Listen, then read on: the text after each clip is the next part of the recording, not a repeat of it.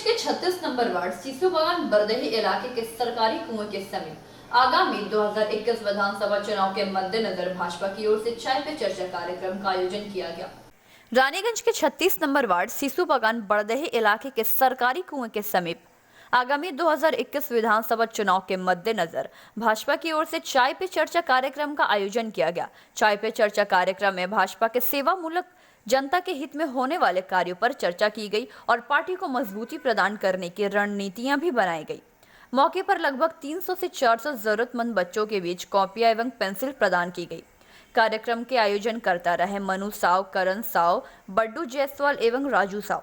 मौके पर मुख्य वक्ता के रूप में उपस्थित रहे भाजपा के पूर्व विधायक के उम्मीदवार मनीष शर्मा, भाजपा के पूर्व शहर अध्यक्ष शमशेर सिंह एवं युवा मोर्चा के आकाश घटक।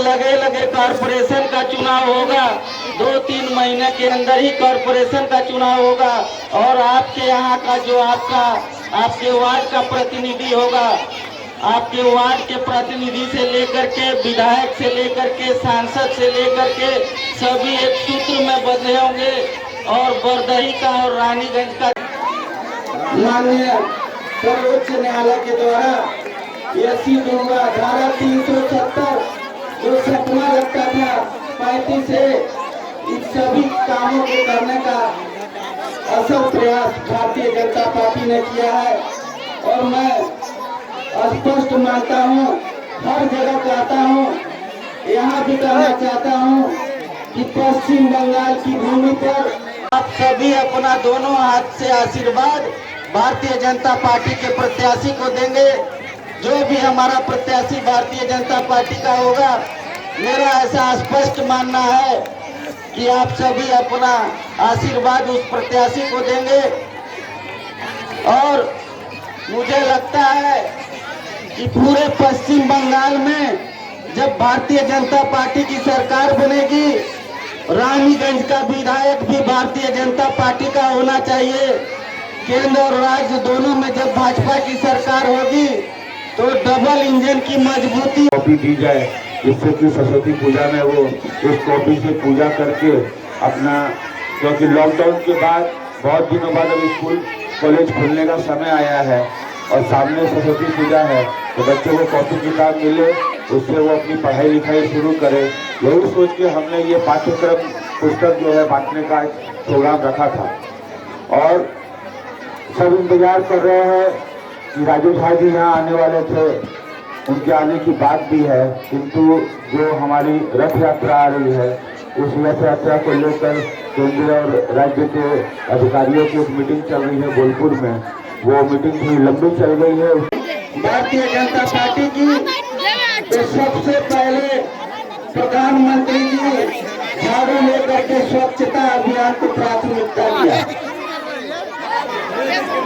और स्वच्छता अभियान के तहत जो भी परिवार के लोग शौच के लिए बाहर जाते थे, उनके लिए शौचालय निर्माण कराने का काम केंद्र की सरकार ने किया और अभी आप लोग दिखाए ग्रीन सिटी क्लीन सिटी। ये मोहल्ले में हम जा रहे थे, ड्रेन में इतना गंदगी, कहाँ ग्रीन सिटी क्लीन सिटी का है, दिखाइए ना, कहाँ है? कुछ भी डेवलप के बात नहीं करते हो, आप लोग सिर्फ बोलते हो कि हम लोग एक ही कम्युनिटी को लेके चलेंगे, एक ही, ऐसे पॉलिटिक्स में होता नहीं। देखिए हम लोगों का प्रधानमंत्री जो है, हम लोग भले ही नारा लगाते हैं जय श्री राम का, मगर सच्चे दिल से बोलिए हम लोग पार्टी का एजेंडा बीजेपी का है, सबका साथ, सबका विकास और सबका विश्वास। हम लोग जब प्रधानमंत्री ने जो 500 रुपया करके हर एक महिला के अकाउंट में घुसा था, पूछा था किसी को आपका धर्म क्या है, हिंदू है या मुस्लिम है, सबको दिया था। हम लोग ये जो कहते हैं कि आजकल तृणमूल का भाषण हो गया, अरे मुस्लिम तो उन लोग को वोट नहीं देगा, ये दावा करता हूँ आप देखना है। अब ये हम लोग क्यों कहते हैं पीसी भाइयों का गवर्नमेंट, आप लोग ही देखिए इधर में हमारे भारतीय जनता पार्टी में इतना सुशिक्षित है, कल हो सकता है ये भैया भी नेता बने, वो भैया भी नेता बने, सबको नेता बनने का अधिकार है इधर में। हमारे पार्टी का जो भी देता है, चाहे राष्ट्रीय महामंत्री हो, जिला अध्यक्ष हो, सबका फोटो देता है। मगर आप लोग ये तृणमूल का बात बोलना नहीं चाहिए, मगर फिर भी कह रहा हूँ कि तृणमूल का सुप्रीमो है ममता बनर्जी, तृणमूल का भाई जो भतीजा है अभिषेक बनर्जी, यूथ का प्रेसिडेंट, तो इन दोनों का ही फोटो दिखाई देता है, फोटो कभी सुब्रतो बक्सी का दिखाई नहीं देता है। इसीलिए हम लोग कहते हैं ये पीसी भाइपों का गवर्नमेंट है।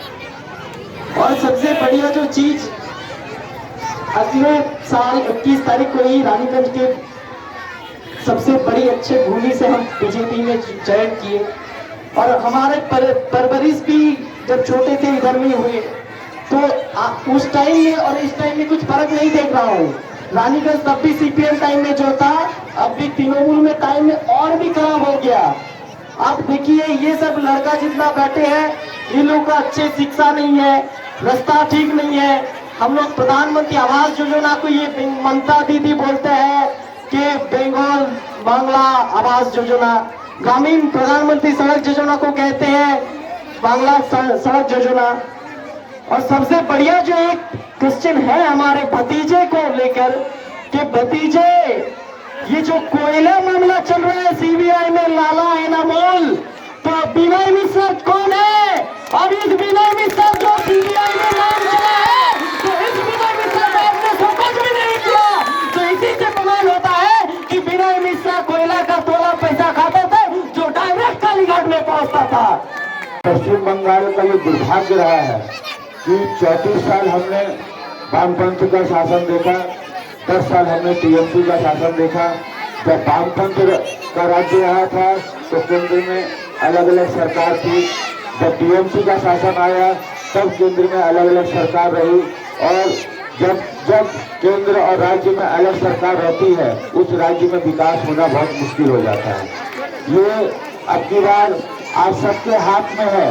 अगर पश्चिम बंगाल का, रानीगंज का आपको विकास चाहिए तो केंद्र और राज्य की जो अलग अलग भूमिका रही है, उस भूमिका को हमें तोड़ना पड़ेगा। इस बार बंगाल में बीजेपी की सरकार को बनाना पड़ेगा। अगर केंद्र के साथ में बंगाल में बीजेपी की सरकार बन जाती है तो केंद्र के सहयोग से बंगाल का पूर्ण विकास हो पाएगा। अगर बंगाल का विकास चाहिए, आपको अपना विकास चाहिए, आपके बच्चों का भविष्य चाहिए, तो दिमाग में ये चीज अच्छी तरह बैठा लीजिए कि अगर वो विकास कोई कर सकता है तो केंद्र में बैठे हुए नरेंद्र मोदी की सरकार कर सकती है, उसके अलावा कोई नहीं कर सकता है। बंगाल के विकास के लिए आज के दिन में जरूरत है कि राज्य में भी वही सरकार हो जो केंद्र में है, जिसके साथ मिलकर हम राज्य का विकास कर सके। और राज्य का विकास तभी होगा जब हम यहाँ पर भारतीय जनता पार्टी की सरकार को चुनेंगे, भारतीय जनता पार्टी की सरकार को बनाएंगे, तब केंद्र और राज्य मिलकर आप, मेरा और इन बच्चों का भविष्य सुधार सकते हैं। तो दिमाग में ये अच्छी तरह बैठा लीजिए कि इस बार चाहे कुछ भी हो जाए, बंगाल के विकास के लिए हमें बीजेपी की सरकार को बनाना है। इसी की सरकार जब आई थी तो ये बोलकर आई थी कि यहाँ पर राज्य का विकास होगा, उन्नयन होगा, बहुत कुछ होगा। हुआ क्या? हुआ कुछ नहीं। यहाँ पे टीएमसी नहीं रही, यहाँ टीएमसी की जगह Mamata Banerjee private limited company बनकर रह गई। हुआ और भतीजे ने मिलकर पूरे बंगाल को चौपट कर रख दिया। आपको कोई भी काम कराना हो, बिना कटबंदी कोई काम नहीं होता है।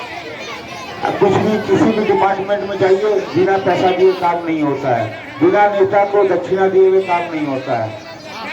हर चीज के अंदर में, चाहे वो बालू हो, चाहे वो कोयला हो, चाहे वो गाय हो, उन सब की चोरी के साथ में यहाँ पे काम चल रहा है।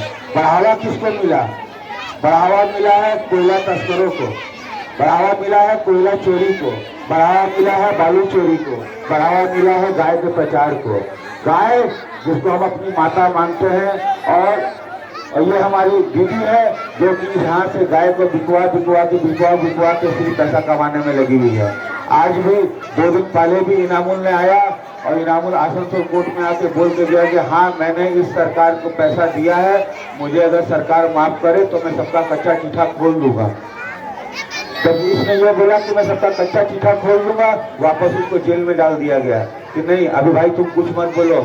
रानीगंज से सम्राट दास की रिपोर्ट, PV न्यूज़।